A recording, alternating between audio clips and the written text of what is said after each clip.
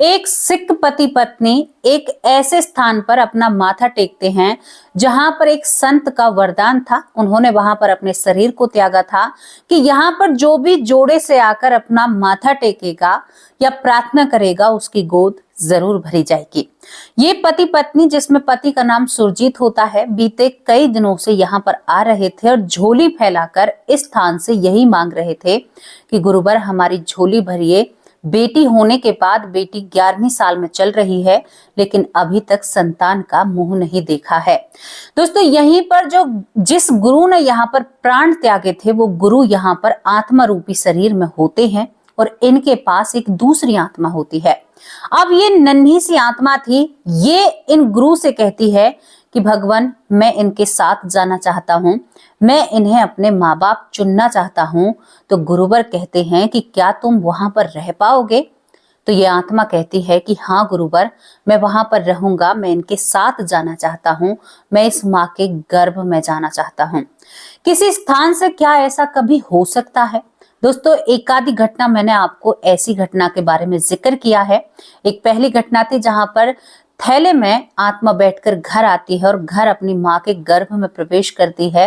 यहाँ से आत्मा अपना प्रारंभ अभी से गर्भ में करती है और दोस्तों, यहाँ पर करीबन 9 महीने तक ये अपने माँ बाप के साथ जाता है। ये नन्ही सी आत्मा कौन थी? ये आत्मा क्या था? ये पूरा मामला क्या हम और आपके, क्योंकि मैं भी माँ बनी हूँ, क्या ऐसा ही हुआ है? क्योंकि मेरे अंदर भी बहुत सारे सवाल जन्म लेते हैं जिनकी मैं खुद ही खोज करती रहती हूँ। दोस्तों, ये घटना काफी विचित्र है और काफी हैरान करने वाली है। साइंस को मुंह तोड़ जवाब देती है ये घटना। लोगों के बोलते हुए मुख को बंद करने की ताकत रखती है ये घटना। और ये व्यक्ति आज भी जीवित है, बहुत अच्छा अपना जीवन जी रहे हैं, लेकिन इनका एक सवाल मुझे हिलाकर रख देता है। जो सवाल मैं आप लोगों के सामने रखूंगी और मैं इनको जवाब भी देना चाहती हूँ और बहुत अच्छे तरीके से जवाब दूंगी, क्योंकि इनका पुनर्जन्म हुआ है, लेकिन उन्होंने जो सवाल किया है वो फिर पुनर्जन्म पर और कर्मों पर बहुत सारे सवाल खड़े करता है। दोस्तों, इस घटना को आपको जानना है तो आपको हमारे साथ यहाँ पर चलना होगा। पटियाला के पास एक कोयरा नाम का गांव है। पटियाला के पास एक कोयरा गांव का नाम है, जहां पर एक सुरजीत नाम का व्यक्ति रहता है, जिनकी पत्नी होती है। और इनकी पत्नी एक बेटी को जन्म देने के बाद अब वो निसंतान है, यानी अब दोबारा वो मां नहीं बन रही हैं और उनको ना तो बेटी और ना बेटा, कोई भी संतान पैदा नहीं हो रही है। अब ये दोनों पति पत्नी जैसे कोई कहता है वहीं पर जाते हैं। तो एक गुरु का स्थान होता है जहां पर ये जाकर अपना माथा टेकते हैं। वहां पर झोली पहलाकर मांगते हैं कि भगवान, हमें एक पुत्र की प्राप्ति हो जाए, क्योंकि बेटी तो है, 11वीं साल में चल रही है, तो हमारा बहुत भला हो जाएगा और ये जीवन आगे अच्छे से चलेगा। दोस्तों, जब ये सारी बातें होती हैं तो वो उस स्थान पर जाते जाते यहाँ पर जो सुरजीत की पत्नी है, उनको एक खबर मिलती है कि वो गर्भवती है। जब गर्भवती होती हैं तो घर में हर्ष और उल्लास मनता है। यहाँ पर सुरजीत की पत्नी को बहुत अच्छे से संभाल कर रखा जाता है, क्योंकि 10 साल बाद ये गर्भवती हुई हैं। इस बच्चे को इस दुनिया में आना है सही सलामत, तो घर वाले बहुत प्यार लुटाते हैं। दादी दादा अपनी बहू का बहुत ख्याल रखते हैं। धीरे धीरे 9 महीना निकल जाते हैं और 9 महीना बाद यहाँ पर सुरजीत बाप बनता है। दोस्तों, सुरजीत जब बाप बनता है तो एक सुंदर से बेटे को इनकी पत्नी जन्म देती है। सुरजीत फूला नहीं समाता है, हमारे घर में पुत्र की प्राप्ति हुई है। दोस्तों, इन सारी बातों को देखकर सुरजीत बहुत खुश होता है। बेटे को उठाकर बाप की गोदी में रखता है, कहता है कि आप दादा बन चुके हो, इस घर का, इस खानदान का वारिस आ चुका है, क्योंकि भारत जो देश है वो पुरुष प्रधान देश है। इस बात को भी हम नहीं नकार सकते।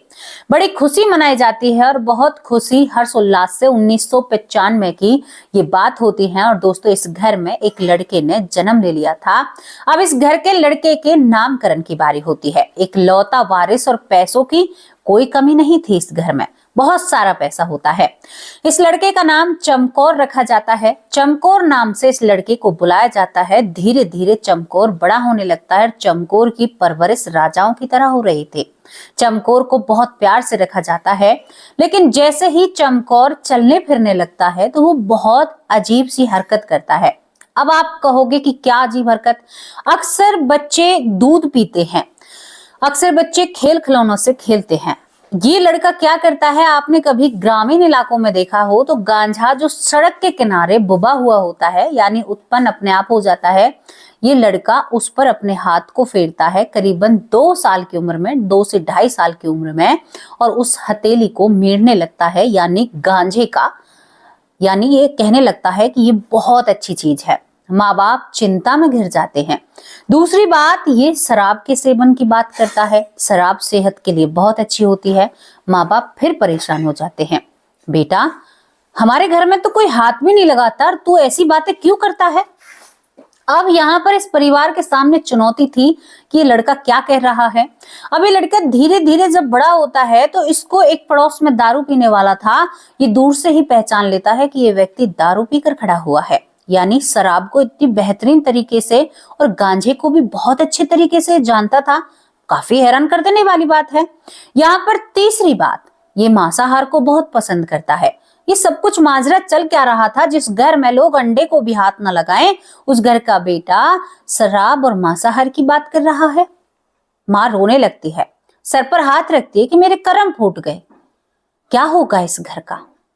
बेटा जो 3 साल का भी नहीं हुआ है वो ऐसी हरकतें कर रहा है। दोस्तों इसके बावजूद वो माँ अपने बेटे को जगह जगह लेकर घूमती है। कभी किसी बाबा के पास जाती है, मौलवी तक के पास जाती है, तांत्रिक के पास जाती है कि मेरे बेटे को क्या हुआ है। अब ये लड़का इससे आगे और बातें करता है, कहता है मैं तो चीका गांव का रहने वाला हूँ। हरियाणा पंजाब के बॉर्डर पर जो रहता है उस गांव में, यानी चीका गांव का मैं रहने वाला हूँ, और मेरा नाम तो गुरमेल सिंह है। मैं तुम्हारा बेटा हूं ही नहीं। यानी 3 साल 4 महीने की उम्र में ये घर वालों से ऐलान कर देता है कि मैं तुम्हारी संतान नहीं हूं, मुझे तो वहां पर जाना है। माँ की चिंताएं और बढ़ जाती हैं। लोग कहते हैं कि इसको डॉक्टर के पास ले जाओ, लेकिन घर वाले अभी इधर उधर ही घुमा रहे थे। दोस्तों ये 4 साल का हो जाता है। 4 साल की उम्र में ये खाना पीना बिल्कुल कम कर देता है। कहता है कि मैं चीका गांव में जाऊंगा, मैं यहाँ पर रहूंगा ही नहीं, मुझे यहाँ पर रहना नहीं है, क्योंकि मैं उसी गांव का रहने वाला हूँ। मैं यहाँ कैसे रह सकता हूँ, वहां तो बहुत सबाब और कबाब है, यहाँ पर तो कुछ भी नहीं है, आप लोग तो हाथ भी नहीं लगाते हैं। माँ हर जगह इसको लेकर घूमती है। चक्की पर उल्टा घुमा दिया था, किसी ने बताया था, लेकिन याददाश्त नहीं मिटती है। ये बहुत जोर जोर से कहता है कि नहीं, मुझे तो चीका गांव जाना है, चीका गांव जाना है तो जाना है, मैं वहां का गुरमेल सिंह हूँ। अब यहाँ पर माँ बाप हार थक कर इस लड़के को डॉक्टर के पास ले जाते हैं। जब इस लड़के को डॉक्टर के पास ले जाया जाता है तो डॉक्टर साहब कहते हैं कि आपके बच्चे को कोई भी मानसिक बीमारी नहीं है। इस लड़के की रातों की नींद उड़ चुकी थी। रात को ये चीखता था, कहता था कि मैं हॉस्पिटल में हूँ, मुझे मेरे परिवार दिख रहा है, मैं वहां पर जाऊंगा, मेरे साथ ये हुआ है, मेरे साथ वो हुआ है। अब डॉक्टर साहब ने कहा कि पहले जड़ तक जाइए ना, आपके बेटे को कोई बीमारी नहीं है, आप एक काम करो, अपने बेटे को चीका गांव क्यों नहीं ले जाते, इन सारी चीजों को समाप्त कीजिए। अब ये सुरजीत जो पिता होता है वो इन बातों को सुनकर घर आता है, अपने पिता से राय लेता है। पिता कहता है कि बेटा अगर समस्या सुलझती है तो जाने में कोई बुराई नहीं है, आप जा सकते हैं। दूसरे दिन यहाँ पर जो सुरजीत है वो कहता है कि मैं लड़के को चीका गांव लेकर जाऊंगा, लेकिन तभी पत्नी कहती है कि देखो जी, मेरा इकलौता बेटा है, मैं इसे खोना नहीं चाहती, और वो रोने लगती है। वो कहता है कि तेरा पति इसके साथ है तो तुम्हें डर की क्या बात है, मैं इसको किसी को भी नहीं दूंगा, मैं तेरा पति हूं। दोस्तों वो अपना स्कूटर चेतक निकालता है और उस पर बैठकर कहता है यहाँ पर अपने बेटे से, चमकौर से, कि बेटा चल, तुझे मैं चीका गांव लेकर चलता हूँ। इस लड़के की खुशी फूली नहीं समाती है। स्कूटर पर बैठा हुआ 4 साल की उम्र में अपने पिता से कहता है कि मैं ट्रैक्टर को लेकर यहाँ से वहां घूमा करता था, मैं हर एक गली और हर एक रास्ते को जानता हूँ। दोस्तों पिता हैरान। अब यहाँ पर ये चीका गांव जब पहुंचते हैं तो पहुंचते ही ये बताने लगता है, लेकिन एकदम से अपने सिर को पकड़ कर बैठ जाता है। वहां पर एक किराने की दुकान होती है, वहां पर ये अपने इस बेटे को, चमकौर को, बिठाता है और पानी पिलाता है। तभी वो दुकानदार कहता है कि भाई साहब आपके बेटे को क्या हुआ। तो यहाँ पर एक पिता कहता है कि भाई मेरे बेटे को इस गांव में पहला जन्म ये बताता है, कहता है कि ये इस गांव में गुरमेल सिंह नाम का व्यक्ति था, और यानी इसकी एक हादसे में मृत्यु होती है शराब के सेवन के कारण, और यहाँ पर ये अपने परिवार का जिक्र करता है। दोस्तों इन सारी बातों को दुकानदार का एक ग्राहक सुन रहा था। दरअसल वो ग्राहक था वो गुरमेल सिंह का यानी मासी का लड़का था। यानी जिस गुरमेल सिंह की चमकौर बात कर रहा था अपने बीते हुए अतीत की। अब वो इन बातों को सुनता है तो यहाँ पर ये जो सुरजीत सिंह है अपने बेटे से कहता है चमकौर से कि बेटा चिंता लेने की जरूरत नहीं है, हम दोबारा आएंगे, अब तुम्हें परेशानी हो रही है। और इस दुकानदार से कहता है कि अगर ऐसा कोई भी सुराग यहाँ पर मिले तो उनसे कहना कि उनके गुरमेल सिंह ने हमारे घर में चमकौर के रूप में जन्म लिया है, अगर वो मिलना चाहते हैं तो जरूर मिलने आए, क्योंकि ये लड़का हमें जीने नहीं देता है। दोस्तों वो मौसी का लड़का इन सारी बातों को सुनकर वहां पर कुछ भी नहीं कहता है और घर भागता है, हाँफता हुआ सारी बातों को गुरमेल सिंह के परिवार को बताता है। यहाँ पर दुकानदार को भी शक हो जाता है। गुरमेल सिंह के परिवार को जब बातें बताई जाती हैं तो वो हैरान हो जाते हैं, क्या ऐसा हो सकता है। लेकिन वो कहता है कि उसने मुझे नहीं पहचाना। अब वो कहते हैं कि उसके सर में तो दर्द था, उसे याददाश्त ऐसी हुई है, ये हुई है। दोस्तों यहाँ पर कोई भी नहीं आता है। करीबन और निकलते हैं 4-5 महीने तक। गांव वालों को पता चल चुका था गुरमेल सिंह के परिवार को, लेकिन वो मिलने के लिए नहीं आते हैं। अब यहाँ पर दोबारा से जो चमकौर का पिता है वो अपने जो सुरजीत है वो अपने बेटे को दोबारा से चेतक पर बिठाता है, यानी स्कूटर पर, मैं बार बार चेतक कह देती हूँ, स्कूटर पर बिठाता है और उस गांव में दोबारा जाने का फैसला लेता है, क्योंकि इस लड़के को नींद नहीं आती थी।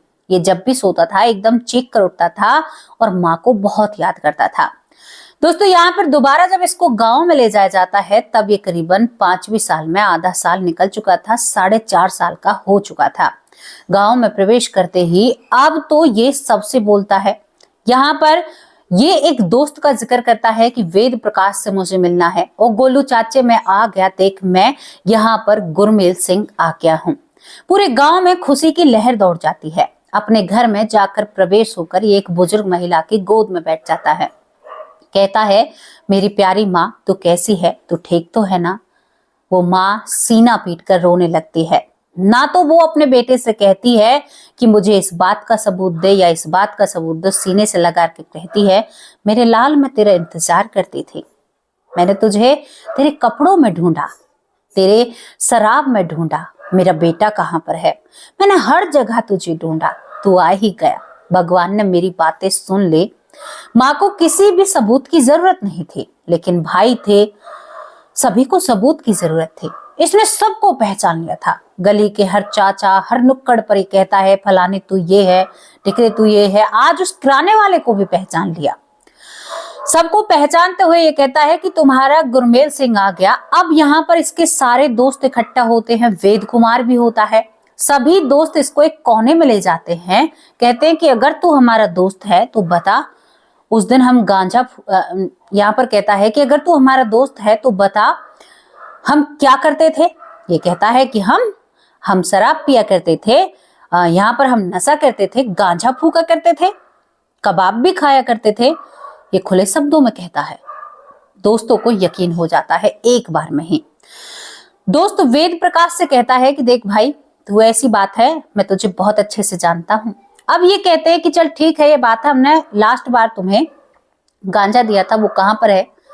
दोस्तों एक खेतों पर जाता है, क्योंकि खेतों पर था वो गांजा।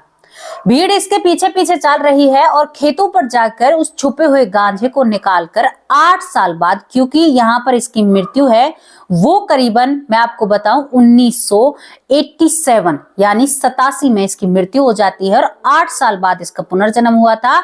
8 साल के बाद अब 4.5 साल ये उम्र है, ये चल रही थी, और ये उस गांजे को निकाल कर दे देता है। बहुत खराब और बेकार हालत में था, लेकिन था। लोग ताली बजाने लगते हैं, कहते हैं कि हम मान गए, तू हमारा गुरमेल सिंह ही है। इसने सबको सबूत दे दिए थे और इसकी आंखें भर आती हैं और ये रोने लगता है। ये कहता है कि मैं यहीं पर रहूंगा। दूसरी तरफ गुरमेल का जो परिवार है वो सुरजीत यानी यहाँ पर चमकौर के परिवार को, एक ही इंसान है, आत्मा शरीर दो हैं, वो कहता है कि आप मुझे ये बेटा दे दीजिए, जितनी भी संपत्ति है मैं आपके नाम करने के लिए तैयार हूँ, क्योंकि एक माँ की आत्मा थी। तभी यहाँ पर चमकौर के पिता सुरजीत सिंह कहते हैं कि देखो भाई मुझे आपकी संपत्ति नहीं चाहिए, मेरे पास इतनी संपत्ति है कि ये बैठकर भी खाएगा ना तो भी ये खत्म नहीं कर पाएगा, इतना पैसा है इसके पास। लेकिन ये मेरा एक लौता वारिस है घर का, मेरा लौता बेटा है, एक बेटी है मेरे पास, ये सोता नहीं है तो मेरी एक संतान है, मुझे फिक्र होगी। तभी मैं इसको यहाँ पर लेकर आया हूँ। अब इसको इसका परिवार मिल गया तो इसको शांति मिलेगी, डॉक्टर ने मुझे कहा है, पर बेटा नहीं दूंगा। हाँ, एक आश्वासन आपको दिला सकता हूँ कि जब भी आपका मन करे, चाहे रात को 1 बज रहे हैं या रात का समय है दिन का, आप बेफिक्र मेरे घर में प्रवेश कर सकते हैं। आपके लिए मेरा घर के दरवाजे हमेशा खुले हैं। जब मन करे आप इनको बुलाना। इसने अपनी बहन तक को पहचान लिया था, बहनों तक को, और यहाँ पर दोस्तों इसने पूरे परिवार को पहचान लिया था। अब बारी थी इससे पूछने की कि भाई तुम्हारी मृत्यु कैसे हुई और 8 साल तुम कहां पर थे, क्योंकि परिवारों में समझौता हो चुका था। परिवार एक दूसरे से सुलह कर लेते हैं और परिवारों में बहुत अच्छा रिश्ता बन जाता है। अब यहाँ पर गुरमेल उर्फ चमकौर की बारी थी कि अब थोड़े से जवाब और दे दो, फिर हम पक्का मान लेंगे कि तुम हमारा ही गुरमेल हो। लोगों के जवाब, भाई तुम 8 साल कहाँ थे, तुम्हारी मृत्यु 1987 में हुई थी। यहाँ पर अब गुरमेल कहता है कि देखो मेरा शरीर भले ही छोटा है, लेकिन मेरी सोच 35 साल के व्यक्ति की है। मैं 35 साल की उम्र में गया था, शादी भी नहीं हुई थी इसकी, इसके ऐब बहुत थे इसके अंदर, शराब कबाब सब चीज को ये किया करता था। ये कहता है कि आपको ये पता है कि मेरी मृत्यु 1987 में हुई थी, लेकिन मुझे ये भी पता है कि मेरी मृत्यु कैसे हुई थी। मैंने आपको बताया गुरमेल सिंह बहुत शराब कबाब का आदी था। अब एक शादी में जाते हैं, मार्च तारीख 1987 होती है। उस शादी में खाना पीना होता है, खूब जम के खाया पिया जाता है। वहां से वापस लौटते हैं तो एक रोडवेज इनको उड़ाकर वहां से चली जाती है। जो इसका दोस्त इसके साथ था वो ऐन मौके पर चला जाता है। कहता है कि उसके बाद मैं देखता हूं अपने आप को, मुझे पटियाला के राजेंद्रा हॉस्पिटल में एडमिट किया जाता है, राजेंद्रा हॉस्पिटल में, और वहां पर 4-5 दिन के बाद मेरी मृत्यु हो जाती है। अब लोग एकदम संग बैठे रह जाते हैं। कहते हैं कि उसके बाद फिर 8 साल कहाँ रहे। ये कहता है कि मैं 2 योनियों में जाता हूं, वहां पर मेरी भयानक तरीके से मृत्यु होती है। चिड़िया की योनि बताता है तो मेरे शरीर को नोचा जाता है, जिस तरह से मैंने कबाब और सबाब को नोचा था। ये भी होता है इसके साथ। वो कहता है कि 2 जन्म लेने के बाद, बहुत छोटे छोटे से जन्म थे, उसके बाद जहां पर मेरे माँ बाप सुरजीत पिता जो मेरे हैं, जहां पर माथा टेकने के लिए जाते थे, जो संत की भूमि थी या आश्रम था, वहां पर मैं रहता था आत्मा रूपी शरीर में। मेरी आत्मा थी वहां पर, और जब मैं इनको देखता हूं तो मैं अपने गुरु से कहता हूं कि मैं इनके साथ जाना चाहता हूं, और मैं इनके साथ चला जाता हूं, और तभी मैं इनकी संतान बनकर, मुझे नहीं पता फिर मैं कैसे पैदा हुआ। उसके बाद मुझे बीते हुए जन्म और जो बीच में 8 साल निकले थे वो सारे मुझे याद हैं। अब मैं आप लोगों के सामने हूं। सभी के सवाल जवाब टूट चुके थे, लेकिन आज यहाँ पर चमकौर जहां जी रहे हैं, उनकी पत्नी कहती हैं कि तुम आगे का नहीं सोचते, क्योंकि चमकौर कहता है कि मैंने 2 जन्मों को देखा है और 2 जन्मों में पैसा वहीं पर रह जाता है। आज लोग हाय पैसा करते हैं, लेकिन उस पैसे की कोई कीमत नहीं है। जब मृत्यु आनी होती है तो यहाँ पर हम एक नाखून भर सी चीज भी नहीं ले जा सकते। तो किस पैसे के पीछे भागो, माँ बाप ने इतना कमाया है। यहाँ पर चमकौर कहता है कि जब मेरा मन उछटता है तो मैं बहनों के पास, इस जन्म की या पिछले जन्म की बहनों के पास पहुंच जाता है, कई कई दिन वहां पर रहता है। और यहाँ पर एक बहुत बड़ा सवाल हमारे और आपके लिए छोड़ता है। ये कहते हैं चमकौर जी, अगर मेरी ये वीडियो आप देख रहे हैं तो ये आपके लिए बहुत जरूरी है। इन्होंने कहा कि मैंने इतने बुरे कर्म किए, पिछले जन्म में मांसाहार था, यहाँ पर शराब पीना, कबाब खाना और यहाँ पर गांजा फूकना, ये अच्छी आदतें नहीं थी। ये कहता है कि फिर भी मुझे मनुष्य योनि क्यों मिले। देखिए यहाँ पर आपने तो 1 जन्म देखा है, हमने 1000 से ऊपर घटनाओं पर शोध और रिसर्च की है। आपके सवाल का जवाब अभी दे देते हैं। यहाँ पर आप भीष्म पितामह को तो जानते होंगे। जब उनको बाणों की सैया पर लिटाया जाता है तो वो कहते हैं कि 100 जन्मों तक वासुदेव मैं देख रहा हूं, मैंने कहीं भी कोई गलत कर्म नहीं किया है, तो ये अपराध मुझे क्यों। वासुदेव भगवान कहते हैं, श्री कृष्ण भगवान, कि भीष्म पितामह उससे पीछे जाइए, 100 जन्म ही देखे हैं, उससे पहला भी जन्म आप देखिए। तो वहां पर वो देखते हैं कि उन्होंने एक सर्प को जो रेत में था उसे उठाकर एक बेरिया यानी जार के पेड़ पर फेंक दिया था। वो सर्प जीवित था और आज वो बाणों की सैया पर है। कृष्ण भगवान कहते हैं कि तुम्हारे जो अच्छे कर्म हैं 100 जन्म तक वो कर्म तुम्हारे ऊपर हावी नहीं हो रहा था। यानी जो 100 जन्मों से पहला बुरा कर्म था, लेकिन इस जन्म में तुम्हारे हाथ में पावर होते हुए भी तुमने मेरी बहन यहाँ पर द्रौपदी को नहीं बचाया और तुम भी उस सभा के भागी बने, वहां पर मौन हुए बैठे रहे, तो तुम्हारा जो वो पिछला कर्म था वो उभर कर तुम्हारे सामने आ गया और आज तुम 101 जन्म पहले की जो तुम्हारी सजा है उसको अब भुगत रहे हो, क्योंकि तुमने न्याय होते हुए यानी अपराध होते हुए अपनी आंखों से मौन बैठे रहे, जबकि तुम उस चीज को बदल सकते थे। तो तब तुम्हारे जो अच्छे कर्म हैं उनका मीटर एक तरीके से आपको बताऊं कम हुआ और तुम्हारे बुरे कर्म तुम पर हावी हो गए। अगर तुम इस जन्म में इस अपराध को होने से रोक देते तो अब भी तुम सही निकल जाते। तो चमकौर भाई, मैं आपको बताना चाहती हूँ, कोई प्रारंभ के आपके ऐसे कर्म बन रहे हैं जिसके कारण तुम्हें दूसरा जन्म भी मनुष्य योनि का मिला है। मैं तो आपको इतनी ही सीख दूंगी, आपने 2 जन्मों को देखा है, बड़े भाग्यशाली हैं आप कि दोनों जन्मों को देखते हुए आपको सब कुछ याद है। आपको तो पूजा और भगवान की भक्ति में विलीन हो जाना चाहिए। गृहस्थ आश्रम में रहते हुए भी भगवान की प्राप्ति होती है। जिस तरह से भीष्म पितामह के अच्छे कर्म उस बुरे कर्म के फल को नहीं काट पाए, तो आप सोच कर देखिए आपका कौन सा अच्छा कर्म आपके आड़े आ रहा है। 2 जन्मों से आप सुख पा रहे हैं, लेकिन आने वाले जन्म का आपको क्या पता? नहीं पता ना। आपका ये सवाल था और मेरा ये जवाब था। आपको बुरा नहीं मानना चाहिए, मैं आपको केवल एक छोटी सी बात बता रही हूं और ये सच्ची बातें हैं।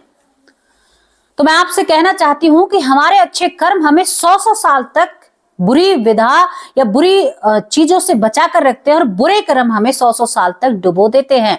अच्छे कर्मों का प्रभाव कभी कभी बढ़ता है तो बुरे कर्मों का भी प्रभाव बढ़ता है। तो होश में हो जाइए कि आपने चिकन खाया या मांस खाया या जो भी कुछ किया, फिर भी उसके बीच में भी आपका कोई अच्छा कर्म बन रहा है, उसके बीच में भी आपको 2 जन्म मिले, 2 जन्म मिले ना आपको, और उसमें भोगना पड़ा। तो भैया भोग तो भोगना ही पड़ेगा। आपके चीख कर कहने से या आपके कहने से ये चीजें बदल नहीं जाएंगी।